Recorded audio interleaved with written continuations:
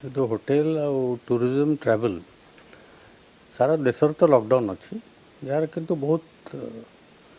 Compare to other industries ये industry damage था बहुत अधिका कहीं यहाँ फेब्रुआरी मासरू बंद हो गला आतीक ट्रैवल एजेंसी जिते होटेल सब ताला पड़गला बर्तमान यार इम्पैक्ट हम जे खोलला पर भी 6 मास पर्यंत लोक मुवमेंट रही जोटा अन्य इंडस्ट्री एमती ना अन्य इंडस्ट्री धर आईटी हो कि बिल्डर्स मानकर हूँ कि मैन्युफैक्चरिंग हो तांकर जो दिन प्रोडक्शन आरंभ हो बिक्री हम आरंभ हो किंतु होटेल इंडस्ट्री और टूरिज्म इंडस्ट्री यहाँ एमती गोटे इंडस्ट्री जे ये खोलला पर भी आमर खर्च स्टाफ रे स्टाफ दरमा ने ओवरहेड्स खर्च किंतु लोकों को मूवमेंट एत हेनी लोक मैंने प्लेन रे आसवा को डरवे ट्रेन रे आसवा को डरवे जेहेतु काले कोविड पुणी हो कि भाइरस पुणी हो कि इंडस्ट्री बहुत माने आसंता 6 मास 7 मास पर्यंत आमको बहुत असुविधा भितर जावाक पड़े राज्य सरकार को आम प्रपोजल देचु जे प्रथम जिनस होची आमे आमर स्टाफ एम्प्लॉइज मानक भीतर विषय बेसी कंसर्न कहीं ऑल इंडिया रे देखा गले अराउंड 4 कोटी लोक ये टूरिज्म एंड हॉस्पिटैलिटी सेक्टर रे काम कर स्किल्ड सेमी स्किल्ड अनस्किल्ड सब प्रकार लोक इस इंडस्ट्री अच्छा लोकंर धारणा जे टूरिज्म इंडस्ट्रीटा हूँ गोटे लग्जरी किंतु 95% of the hotels in India are not luxurious केते लॉजिंग अच्छी केते जनता कैटेगरी होटेल अच्छी केते ढाबा अच्छी केते छोट छोट रेस्टोरेंट्स अच्छी all comes under F&B and tourism आउ बर्तमान 4 कोटी लोक दरमा कोट पाइबे the biggest headache for any hotelier travel agencies तो जो मानकर इसी इंडिया रे जिते ट्रैवल एजेंसी अच्छी सब तो छोट छोट ट्रैवल एजेंसी से गोटे मालिक पाखे 7टा 8टा लोक चाकरी करते तो से फटाफट तांको ले ऑफ करने को पड़ो कहीं सस्टेनिंग कैपेसिटी ना होटेल माने से मासे 2 मासर दरमा देवे कि तापर असुविधा हम सांघातिक लेबर अनरेस्ट हम तो से कि भारत ओडिशा सरकार को आम प्रपोजल देचु जे आम गोटे फंड से मैंने आम कलेक्शन करुँच लेबर डिपार्टमेंट प्रत्येक मसरे लेबर वेलफेयर फंड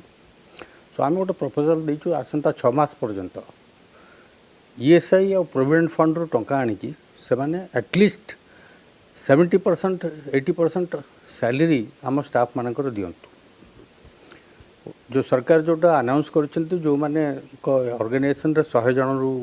भीतर अछंती तांकू से माने प्रोविडेंट फंड बेनिफिट दे देबे जे एम्प्लॉयर एम्प्लॉई शेयर दीटा को देबे किंतु बहुत ऑर्गेनाइजेशन अच्छी जो माने 400 लोक 300 लोक से माने भी MSME रे आछंती सो से माने सफरर हे जिवे सो जदि सरकार दरमाटा को केयर न करिवे ताले ये जो मैसिव अनएम्प्लॉयमेंट हम यहाँ देशपाई कि बहुत खराब ओडिशा रु आमर ऑलमोस्ट 20 लाख लोक बेकार हो जाए अरे लॉस तो आप इमेजिन करें यार बहुत लॉस हम आप इमेजिन करूँ अमेरिकन गवर्नमेंट तांकर 10% ऑफ देयर ग्रॉस इकोनॉमी से माने रिवाइवल की पैकेज क्रिएट करके इंडस्ट्री मान को रिवाइव करूँ जापानीज गवर्नमेंट 20% आम सरकार एपर्यंत इंडस्ट्री मानक रिवाइवल पैकेज कौन हम अनाउंसमेंट किसी करना सो आम बर्तमान बहुत चिट्ठी लिखिकी बहुत मेमोरांडम देकी भारत सरकार को अपेक्षा रहीचु जे कौन रिवाइवल पैकेज किसी गोटे करेंगे प्रथम हम इसी रिवाइवल पैकेज तो दूर कथा प्रायोरिटी सर्वाइवल जदि आम सर्वाइव न करूँ जदि आम एम्प्लॉय मानक आम रखी न पारू ताले रिवाइवल प्रश्न को उठू बहुत संस्था बंद हो सो प्रथम इज सर्वाइवल सो सर्वाइवल पे कि 2-3टा जिनस दरकार आम सरकार को जहाँ प्रपोजल हो प्रथम है एम्प्लॉइज मान सैलरी आसंता 6 मास पर्यंत आम जाचु होटेल इंडस्ट्री कि ट्रैवल एजेंसीज खोलीगला पर भी लोक आसबेनि बिजनेस चलबनी सो आसंता 6 मास पर्यंत salary of our employees is most important for us so that they survive द्वितीय रिजर्व बैंक गोटे से माने गोटे 3 मासर गोटे डिफर्ड पेमेंट स्कीम आरंभ कर देइछंती जोटा आम मतरे पूरा भूल डिफर्ड पेमेंट होची आज आम जब इनकम करूँ ताले सुध दबु आमर इनकम नहीं तुम सुध नब पुणी डिफर्ड करदेव ताको प्रिंसिपल सागर मिसेकी नहीं जीव अधिका कष्ट आ 3 मास तुम डिफर्ड पेमेंट करदे आमर कौन how does it help the industry it does not help the industry in any way so से कि मिनिमम 1 ईयर रिवाइवल जो मोराटोरियम 1 ईयर से जदि दियंती एथरे आमे आशा करूँ 6 मास एटलिस्ट इंटरेस्ट फ्री हवा कथा जदि आमे रोजगार करूनु इंटरेस्ट दबु कोठू सो सरकार एटा सीरियसली बुझिबा कथा जे जेमती जापानीज गवर्नमेंट आ यूएस गवर्नमेंट एंड अदर्स से रिवाइवल पैकेज में वर्कआउट करूछंती so industry MSME sector tourism sector जदि आमे एम्प्लॉय मान को न रखी परिबा how can be revive so first thing is survival से जो बैंक इंटरेस्ट आउ प्रिंसिपल डिफरमेंट एटा को 1 ईयर मिनिमम वर्ष को 18 मास मोराटोरियम दिया जाए third thing is after survival then comes revival revival is planning for marketing planning for केमती रिवाइव करवा आम इंडस्ट्री को what are the new methods which we will adopt so से कि short term planning long term marketing planning वर्तमान देखु global tourism खत्म international tourist आसबे so this is the best time to promote domestic tourism आमर 130 कोटी लोक अच्छा which is that is the biggest asset so यही टाइम रे जदि सब स्टेट गवर्नमेंट तांकर जेतिक डोमेस्टिक पैकेजेस अच्छी डोमेस्टिक जति इंडिया ओडिशा भितर कि इंडिया भितर जते सब ब्यूटीफुल जगह सब जो अच्छी जदि से गुरा से डोमेस्टिक मार्केट रे प्रमोट करा जाए ताले आमर टूरिज्मटा बढ़ियो द्वितीय इंडिया रु जते फॉरेन टूरिस्ट इंडिया रु बुलिया को बाहर को जाउतले वर्ष को आमर 9000 कोटी टका खर्च करते फॉरेन टूरिस्ट फॉरेन जाइए खर्च करते फॉरेन एक्सचेंज खर्च होता बर्तमान कम से कम 2-3 वर्ष बैन करदेवा कथा foreign exchange for foreign travel foreign रे बुलवा को अलाउ करने कथा नुह तृतीय बर्तमान गवर्नमेंट प्रधानमंत्री कहते जे इंडियन एवरी इंडियन प्रत्येक इंडियन 15टा जगह डेस्टिनेशन डोमेस्टिक डेस्टिनेशन बुलव से आम चाहूँ जे भारत सरकार या गोटे इनसेंटिव्स दिंतु जो मैंने एम्प्लॉइज तांको गोटे एलटीसी जोगरा अच्छी within travel within India LTC दिया जाऊ द्वितीय माइस जो मीटिंग्स कॉन्फ्रेंसेस ये सब जिनस जोगरा होता इंडिया बाहर को पड़ूले लोक सेगुरा को पूरा बंद कर दिया जाऊ आम ओडिशा सरकार को प्रपोजल देचु आमर जतिक पब्लिक सेक्टर अंडरटेकिंग्स अच्छी जिते कॉर्पोरेशंस अच्छा से ओडिशा भितर फंक्शन करतु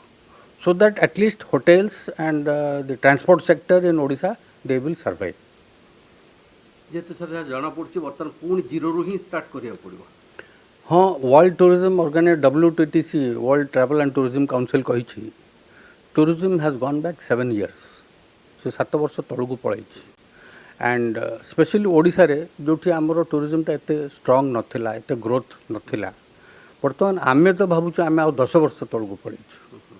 ओडिशा सरकार को आम प्रपोजल देचु जे ये रिवाइव करने को कम से कम 2 वर्ष दरकार यही पीरियड रे से माने जदि इंफ्रास्ट्रक्चर उपरे ओडिशा सरकार जदि बजेट क्रिएट करी इंफ्रास्ट्रक्चर डेवलपमेंट धरो आपणकर भितरकनिका हो सातकोशिया गॉर्ज हो कि Koraput beautiful places are there जो होटेल्स नहीं so this is the best time to take advantage of this time and build our own infrastructure, make our own infrastructure strong, so that लोक आउ गोवा दौड़बेनी आउ केरल दौड़बेनी कहीं गोवा दौड़ुंट कहीं से एत ब्यूटीफुल होटेल्स अच्छी केरल एत ब्यूटीफुल होटेल्स अच्छी ईस्टर्न इंडिया रे आमर एत टूरिज्म नहीं बेंगल गवर्नमेंट भी वेस्ट बेंगल भी से एत फोकस करना टूरिज्म रे ओडिशा भी फोकस है सो बर्तमान डोमेस्टिक मार्केट को कैप्चर करिया कहले this is the best opportunity for Odisha government so that एम गोटे भल tourism policy packed with incentives जदि अभी दियंते ताले एंड अबिका बैंक गुरा से पैसा भर्ती अच्छा पैसा भर्ती से फाइनेंस करने को माने आग्रह सो याठू भल अपॉर्चुनिटी किसी मिलनी जदि ओडिशा गवर्नमेंट सब्सिडीज दियंती होटेल कंस्ट्रक्शन रे इंफ्रास्ट्रक्चर बिल्डिंग रे इफ दे आम मागुचु जे 5% सब्सिडी दि जाऊ कैपिटल इन्वेस्टमेंट सब्सिडी 30% दि जाऊ यही पीरियड यही 2 वर्ष पीरियड जो डेडलॉक चली आम जदि आम इन्फ्रास्ट्रक्चर टाक स्ट्रंग करदे 2 वर्ष पर Odisha can lead the market tourism market in India आम सेंट्रल गवर्नमेंट को भी देचु ओडिशा गवर्नमेंट को भी आम देचु रिक्वेस्ट देचु विभिन्न पैकेज जमती इलेक्ट्रिसिटी जदि से मिनिमम डिमांड इलेक्ट्रिसिटी तार मिनिमम डिमांड चार्जेस से मागुं जदि होटेल बंद इलेक्ट्रिसिटी आम यूज करूँ मिनिमम डिमांड चार्जेसटा कहीं दबू बार बंद किंतु बार लाइसेंस फीसटा कहीं दबू जो बार बंद तो लाइसेंस फीस मैंने वेव आउट करदे कथा म्यूनिसिपालिटी चार्जेस जी स्टैट्यूटरी ड्यूज अच्छी सेगुरा सब वेव आउट करदे कथा बंद पीरियड रे सेटा सरकार जल्दी डिसीजन नहीं ना सो बार से डिफर कर देते लाइसेंस फीस किंतु वेव आउट करदे कथा जदि ये पीरियड रे नहीं ताले बार बिक्री नहीं ताले लोक आनिकी लाइसेंस फीसटा दब कहीं आम आशा करूँ यार भितर से किसी ना किसी गोटे करेंगे आउ ये सब जदि इनसेंटिव्स आउ ये एगुरा सब रिवाइवल पैकेज जदि क्रिएट करती ताले निश्चय भावुँ tourism may not be now but 2 वर्ष भितर we can make Odisha number 1 tourist destination in the country.